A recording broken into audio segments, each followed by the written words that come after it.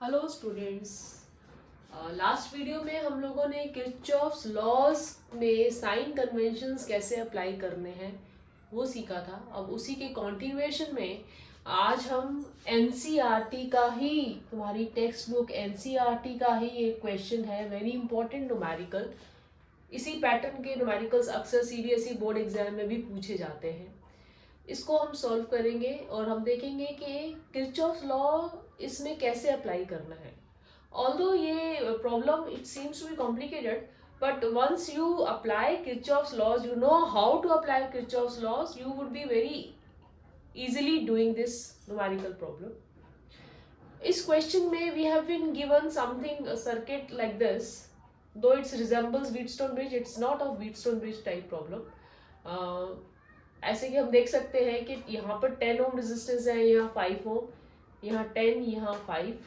Then there is a cell of 10 volts having a resistance 10 ohms with it. And हमें question में I1, I2 और I3 इन तीनों currents की value find out करनी है। तो बेटा आप सबसे पहले तो हमें ये देखना होता है कि हम करंट को कैसे डिस्ट्रीब्यूट करेंगे। Basically we have to find out current in each branch of the circuit, right. तो करंट ऐसी न्यूमेरिकल प्रॉब्लम है, सबसे पहले हम ये देखते हैं कि करंट कैसे डिस्ट्रीब्यूट करें। तो उसके लिए सबसे पहले तो ये देखना है कि सेल कहाँ लगा हुआ है। सेल यहाँ लगा हुआ है, सेल से करंट शुरू होगा। सेल के हमेशा प्लस टर्मिनल, जो कि पॉजिटिव बड़ा वाला टर्मिनल होता है सेल का, वहां से करंट शुरू होता है। अब हम देखें कि ये करंट जब आगे जाएगा तो ये फर्दर दो ब्रांचेस में और डिवाइड होगा। तो इसलिए हमने पहले से ही मान लिया कि यहाँ से कुछ करंट जा रहा है I1 प्लस I2, ये cell I1 plus I2 current दे रहा है। I1 करंट गया A ब्रांच में और I2 गया A टू D वाली ब्रांच में। अब जब ये I1 यहाँ B पे पहुंचा तो उसको फिर से दो हिस्सों में डिवाइड होना है। हम सपोज करेंगे कि एक ब्रांच BD वाली ब्रांच में I3 करंट गया और रिमेनिंग क्या बचा I1 माइनस I3, वो BC की ब्रांच में चला गया। अब I2 जो यहां से आ रहा था वो D पर पहुंचा तो ऊपर से क्या आ रहा था I3, ये I3 जो है ये भी D पर आएगा तो दोनों मिलके I2 प्लस I3 हो जाएगा, ये जाएगा यहां से और यहां से आ रहा है I1 माइनस I3। तो what happens, I3 cancels and we are left with the total current I1 plus I2 और यही I1 प्लस I2 वापस E में आ गया। तो सबसे पहले तो हमारा ये एक तरीका है, एक ट्रिक है ये फाइंड आउट करने की क्या हमने करंट डिस्ट्रीब्यूशन सही किया है। उसका क्या तरीका है कि जो करंट सेल हमें दे रहा था I1 प्लस I2 और वही करंट I1 प्लस I2 उसको वापस मिल गया, राइट। अब नेक्स्ट स्टेप क्या होता है, इफ यू रिमेंबर, क्या होता है कि हम ट्रांसवर्सल चूज करते हैं। हमने क्लॉकवाइज ट्रांसवर्सल चूज किया, ठीक है। अब क्योंकि हमने 3 अननोन्स निकालने हैं तो इट वुड बी बेटर कि हम 3 लूप्स ले लें इस सर्किट में। 3 लूप्स कौन कौन सी होंगी, 3 लूप्स से 3 इक्वेशंस आएंगी और 3 इक्वेशंस हमें हेल्प करेंगी 3 अननोन वैल्यूज निकालने में। पहली लूप तो ले सकते हैं हम loop ABDA, close loop ABDA, alright. अब इसके अंदर हम देखेंगे ट्रांसवर्सल के अकॉर्डिंग हमने कैसे साइन कन्वेंशंस यूज करने हैं इक्वेशन बनाने के लिए। Let's find out. ट्रांसवर्सल हमने क्या लिया, clockwise, and I told you कि फिगर में जैसी सर्किट का फिगर या पैटर्न दिया होता है हम ट्रांसवर्सल का भी पैटर्न वही रख लेते हैं ताकि हमारे को अप्लाई करने में इजी रहे। तो ट्रांसवर्सल जा रहा है इस ब्रांच के लिए इस डायरेक्शन में और इसका करंट क्या है I1 भी same direction of the arrow of the transversal है, तो ये क्या आ जाएगा प्लस 10 I1। उसके बाद नेक्स्ट ब्रांच है BD में करंट की डायरेक्शन है I3 इस तरह से डाउनवर्ड और ट्रांसवर्सल का जो आर्म BD के पास वाला है उसमें भी I3 की ही डायरेक्शन में एरो है, तो अगेन ये क्या हो जाएगा प्लस और रेजिस्टेंस है 5I3। उसके बाद नेक्स्ट है ये वाली ब्रांच DA, इसमें करंट आ रहा है I2 इस डायरेक्शन में और अगर हम ट्रांसवर्सल का देखें तो ट्रांसवर्सल का जो एरो जाएगा वो कैसे जाएगा, इस डायरेक्शन में जाएगा। तो ये दोनों ऑपोजिट हैं, तो ये क्या आ जाएगा 5 ओम्स है तो -5 और करंट की वैल्यू है I2। और कोई सर्किट इस लूप में और कोई रेजिस्टेंस तो है नहीं, तो इक्वल टू, क्या सेल है, कोई सेल नहीं है, तो इक्वल टू क्या आ जाएगा 0। ये इक्वेशन बन गई 1। इसी को फर्दर हम कॉमन सॉर्ट आउट कर लें तो क्या बनेगा, ये 2I1 plus I3 minus I2 is equal to 0। ठीक है। नेक्स्ट लूप हम क्या ले सकते हैं, BCDB लूप BCDB। अब इस लूप में देखिए बेटा, ट्रांसवर्सल और ये ट्रांसवर्सल का एरो इस तरफ जा रहा है, इस ब्रांच का करंट भी इस तरफ जा रहा है, सो सेम डायरेक्शन है, तो will right +5I1 minus I3।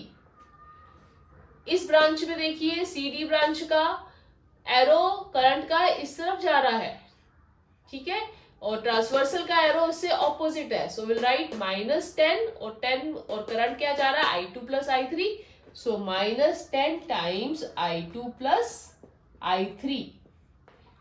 और सर्किट में है, इस लूप में है 5 ओम का रेजिस्टेंस। अब इसके पास जो ब्रांच है उसका एरो इस तरफ है, I3 जो इसमें से जा रहा है वो ऑपोजिट डायरेक्शन में है, so will write -5I3 and equal to, again इस लूप में भी कोई सेल नहीं लगा हुआ, तो equal to E is 0। Again if you take common, 5 को कॉमन ले ले तो will left with I1 minus I3 minus twice of I2 plus I3 and minus I3 is equal to 0, and if we combine we get I1 minus 2I2 minus I3 minus 2 minus 3 and minus 4I3 is equal to 0। ये आ गई हमारी second equation. ठीक है, calculations I1 minus 2I2 minus I3 minus 2 minus 3 and -1 -4I, right?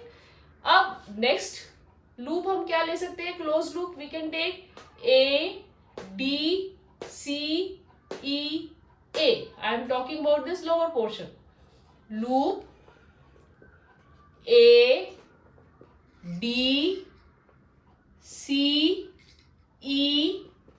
And वापस से A। अब इस loop में हमारे पास क्या क्या एलिमेंट्स हैं, एक 5 ओम, एक 10 ओम, एक 10 ओम और एक सेल E। अगेन ट्रांसवर्सल की डायरेक्शन क्या है, वी आर हैविंग क्लॉकवाइज करेंगे। अब इधर एरो की डायरेक्शन और ये एरो दोनों सेम डायरेक्शन में है, तो विल गेट